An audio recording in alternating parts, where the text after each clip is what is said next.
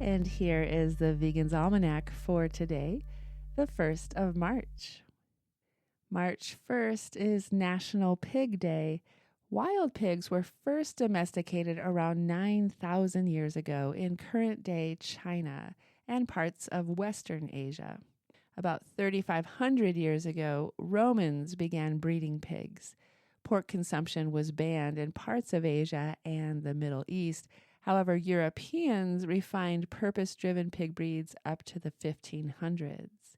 Christopher Columbus brought the first 8 pigs to the Western Hemisphere on his journey to Cuba in 1493, and Hernando de Soto brought 13 pigs with him when landing in today's Tampa Bay, Florida, making them the first pigs in what would become the United States of America. When in their natural surroundings, not in factory farms, pigs are social, playful, protective animals who bond with each other, make and decorate their nests, and relax in the sun. Pigs are known to dream, recognize their own names, obey commands, and lead social lives of a complexity previously thought to be present only in primates. They've been seen showing empathy for other pigs who are happy or distressed. They love to cuddle with each other. They're unable to sweat and like to bathe in water or mud to keep cool. Pigs are particular about keeping their sleeping and eating areas clean, and they avoid defecating near their living areas. Even newborn piglets leave the nest to go to the toilet. People who run animal sanctuaries note that pigs enjoy listening to music, playing with soccer balls, and getting massages. They can even play video games and solve puzzles.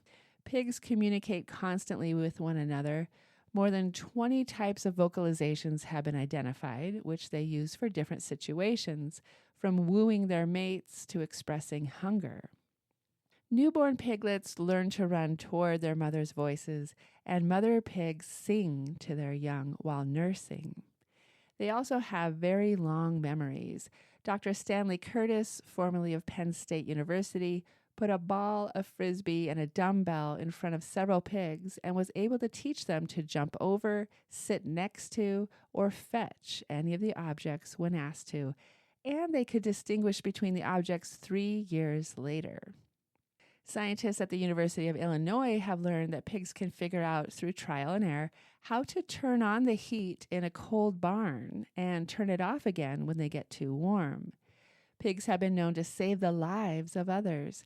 According to BBC News, a pig named Prue saved her guardian's life by dragging her out of a muddy bog. Priscilla is a pig who saved a young boy from drowning. And Spammy led firefighters to a burning shed to save her calf friend. Lulu found help for her human companion who had collapsed from a heart attack. A pig named Tunya chased away an intruder, and another named Mona held on to the leg of a suspect attempting to flee until the police arrived. Many pigs who have ended up in sanctuaries found their new homes after jumping off slaughterhouse-bound trucks and escaping. In England, a pig named Butch and his friend Sundance escaped from a slaughterhouse and roamed the country for several days before being captured. Fortunately, a national outcry against their slaughter allowed the duo to go to a sanctuary. Pigs are optimists. Their zest for learning new things, coupled with their social nature, make them naturally happy animals. March 1st is St. David's Day in Wales. St. David, patron saint of Wales, is also considered a patron of vegetarians and vegans. A 6th century monastic leader, he required his monks to follow a strict, simple, and ascetic diet of vegetables, herbs, and bread, and they drank only water. He and his monks famously cultivated leeks, working the fields by hand to avoid animal labor. Leeks eventually became a national symbol of Wales. Several amazing vegans were born on March 1st. Here are a few of them. Pennsylvania religious leader Conrad Beissel, 1691. Triathlete Brendan Brazier, 1975. Actress Daniella Monet, 1989, and chef and medical doctor Ahmad Noori, 1994. And here is a reading from E.B. White's Charlotte's Web. Even Lurvy, who wasn't particularly interested in beauty, noticed the web when he came with the pig's breakfast. He noted how clearly it showed up, and he noted how big and carefully built it was. And then he took another look, and he saw something that made him set his pail down. There, in the center of the web, neatly woven in block letters, was a message. It said, "Some pig."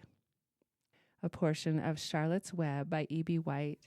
This has been the Vegan's Almanac with a reminder that pigs need our protection.